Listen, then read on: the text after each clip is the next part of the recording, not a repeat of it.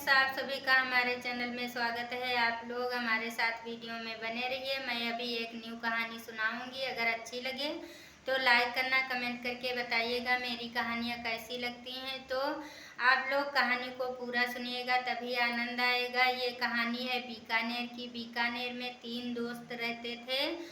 जो भिखू चित्रकार था, और कालिया मूर्ति वाला, और मनी बुनकर था। तो ये तीनों की दुकानें पास ही पास थी। जब दुकान पे कोई ग्राहक नहीं रहता था तो तीनों एक पास आकर के गप्पे मिलाते थे और हंसी मजाक किया करते थे। इसी तरह से मनी की एक छोटी लड़की थी, वो पढ़ रही थी। तो वो पढ़ाई में सबसे प्रथम आई थी। तो भिखू कहने लगे कि मनी, तुम्हारी बेटी कक्षा में प्रथम आई है, उसके लिए आपने क्या सोचा है? आगे की पढ़ाई कैसे कराएंगे? तो मनी कहने लगे, मैं अपनी बेटी को अच्छी शिक्षा दिलाना चाहता हूँ, लेकिन मेरे पास इतने पैसे नहीं हैं कि मैं अपनी बेटी को अच्छे से पढ़ा सकूँ।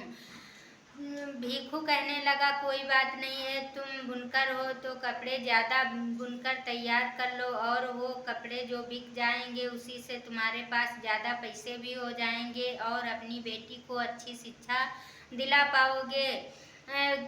भिखू की बात सुन के मनी कहने लगा, तुम ठीक कह रहे हो, और मैं आज ही से कपड़े बुनना शुरू कर दूंगा। मनी बहुत सारे कपड़े बुनकर तैयार कर दिए, और इधर कालिया भी बहुत सारी मूर्ति बना डाली, और जो भिखू चित्रकार था वो भी बहुत सारे चित्र बनाकर तैयार किए। लेकिन इतने ज़्यादा कपड़े बुन लिए, फिर भी उनके दुकान पर कोई कस्टमर नहीं आता था। मनी यह देख करके बहुत सोच में पड़ गया, और एक दिन वह जोर जोर से रोने लगा।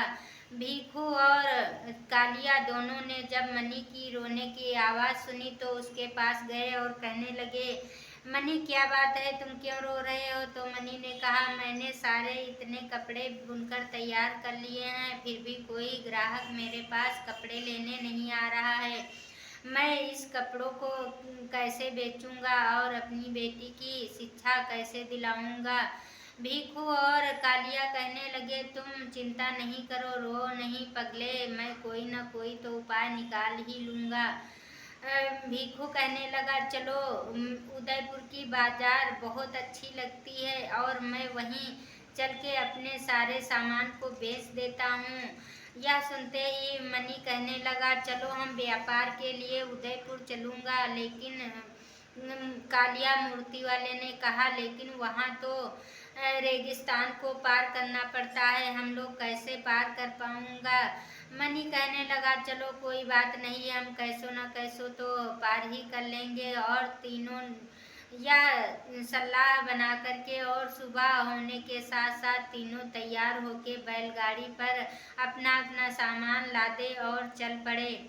चलते चलते शाम हो गई तो उन्हें एक रास्ते में जंगल मिला, और उसी जंगल में अपनी शाम गुजारी। वहीं सब लोग ठहर करके खाना खाया और वहीं सो गए थे। जब फिर सुबह अगली हुई तो तीनों ने अपनी अपनी सामान बैलगाड़ी पे रखी और फिर से चलने के लिए तैयार हो गए। तीनों चल पड़े। चलते चलते फिर अगली शाम हुई तो एक जंगल में फिर से विश्राम किया और अपनी खाना पानी की व्यवस्था वहीं पे की और खाया, फिर सो गए। तीसरे दिन रेगिस्तान में चलना था। जब वहाँ कड़ी धूप होने लगी तो तीनों ने क्या किया, अपनी अपनी बैलगाड़ी को वहीं छोड़ दिया और तीनों ने ऊँट पर सवार होके अपना अपना सामान लाद कर चल दिए।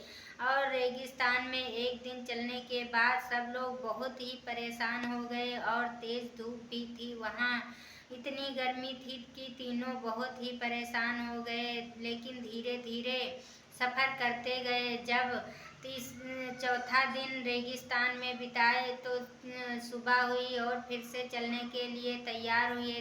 तो मनी ने सारा सामान लादा और पानी के घड़े भी अपने ऊँट पे रखे, लेकिन ऊँट का कुछ पैर फिसल गया और उसका डिसबैलेंस इधर उधर होने के कारण उसके सारे घड़े पानी के नीचे गिर गए और पानी सारा जमीन में सोख गया, बालू सोख ली थी।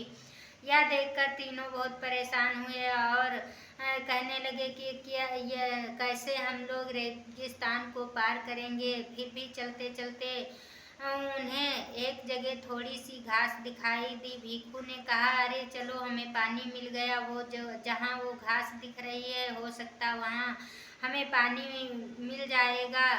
तो कालिया मूर्ति वाले ने कहा, ऐसा चिल्ला रहे हो, लगता तुम्हें कहीं तालाब मिल गया। भिखू ने कहा, घास वहीं होती है जहाँ पानी रहता है। तो हाँ, वहाँ पास में जब गए तो उन्हें पानी नहीं मिला। तीनों ने सोचा हम इसी जगह खुदाई करेंगे, हो सकता पानी मिल जाए। तीनों लोग उस जगह की खुदाई करने लगे और धीरे धीरे खोदते खोदते उन तीनों को वहाँ से पानी मिला और अपनी अपनी प्यास बुझाई और फिर से चल दिए। चलते चलते उदयपुर पहुँचे और अपना अपना सामान उदयपुर में बेचा तो उन्हें बहुत सारे पैसे मिले और पैसे पाकर तीनों बहुत खुश हुए और कहने लगे, हम लोग इतनी मेहनत करके इतने पैसों को प्राप्त किए हैं। और मनी कहने लगे, मैं अपनी बेटी की अच्छी पढ़ाई करा पाऊंगा, मेरे पास तो इतने सारे पैसे हो गए हैं।